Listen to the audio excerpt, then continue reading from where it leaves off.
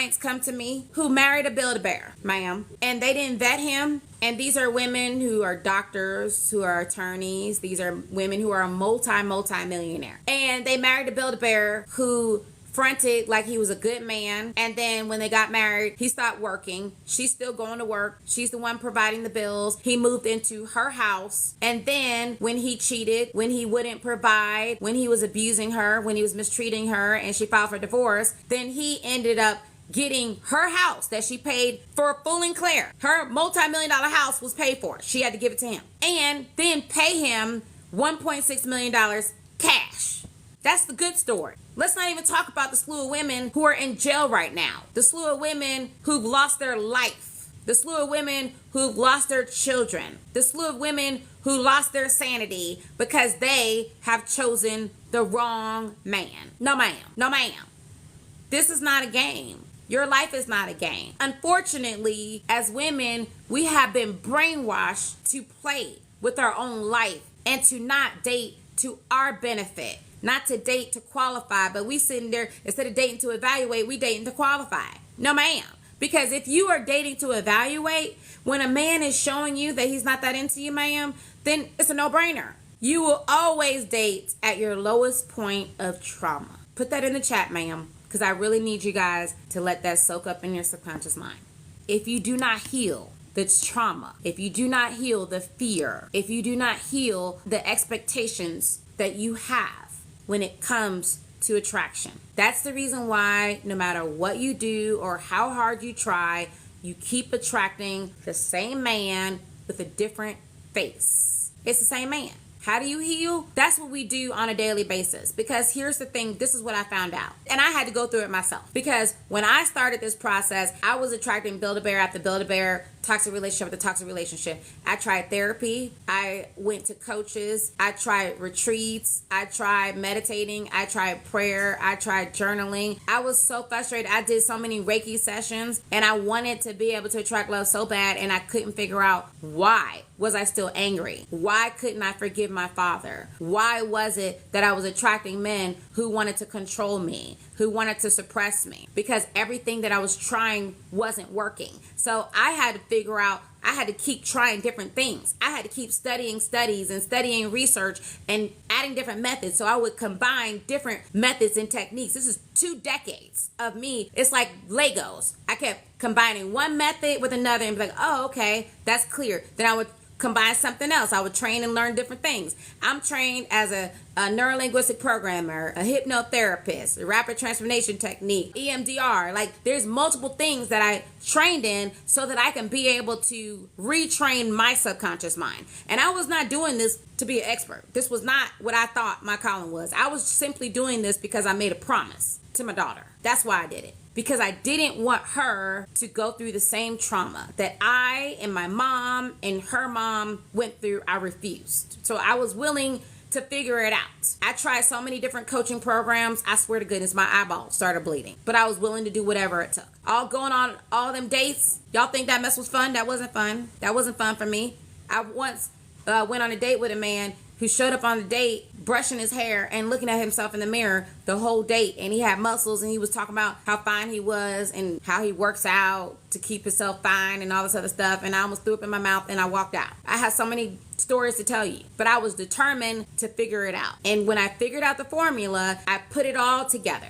And when I put it all together, again, not because I was trying to like save the world, because I didn't think I was worthy enough to do that. I didn't think of myself as an expert. I simply put it together for my daughter in case she needed to know the formula. She wouldn't have to go through the same long journey, spend all that time hurting that I went through. So then what happened was, when I was doing the videos, remember I told you guys that I was doing my dating experiment where I was going on the 100 dates and I was meeting all kinds of different men, and then I learned how to be able to get any man to fall for me in less than 30 days like clockwork constantly. The women that was watching me on YouTube, because I would do a video when I met a man and I would be like, oh, he's a great guy, I'm gonna get him to fall for me in less than 30 days. So then he would come on in 30 days and he would like go on and on and on. Like, oh my gosh, she's amazing. Like, she's different. I want to be with her. Like, this is why she's so different than other women. And then women started asking me for advice. And I was like, no,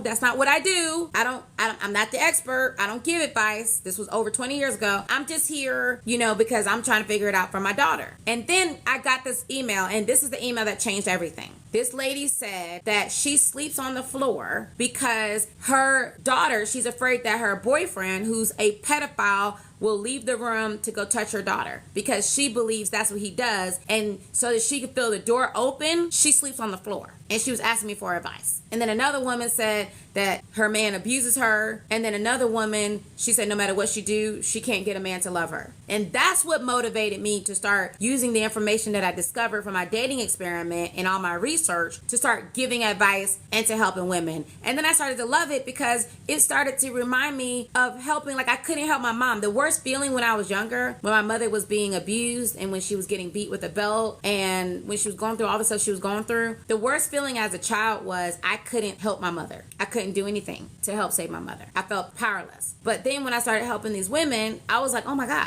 like they're the mothers that I couldn't help. And so I started loving the process of helping them. And creating Boss Diva University was a love project. It's always been a love project because I was like, I wish I had a Boss Diva University when I started the journey. And I created it with the best of everything that was missing in all of these different programs and all these different books that I read and all the different therapy and coaching and everything else that wasn't there. I was like, what, all these things that are missing, because if y'all saw the documentary Source, the movie that Dr. Joe Dispenza did, and in the movie I said, like, it was all about being the best, right? So even in pharmaceutical sales, like, I had to be number one. Everything that I did, I had to be number one. And Boss Diva University is no different. So I poured over $1 million into Boss Diva University because Boss Diva University became my love project of me wanting to serve women in a way that there was nothing like it around. And there still isn't nothing like it around. There's no program around that holistically helps a woman to heal from the inside out, hold her hand through the dating process, matchmake her, and make sure that she attracts love. There's like, show me one that has 10 modalities of coaching where you're getting mental health coaching, you're getting love coaching, relationship coaching, image coaching, career coaching, abundance coaching. Like, there's nothing like that. And I'm very proud of that. But that was birthed from this passion to really, really want to serve women. The only thing that I know that provides the permanent healing that is completely transformative is Boss Diva University. At that level. That's what I know. So that's how you heal. You heal through making a decision.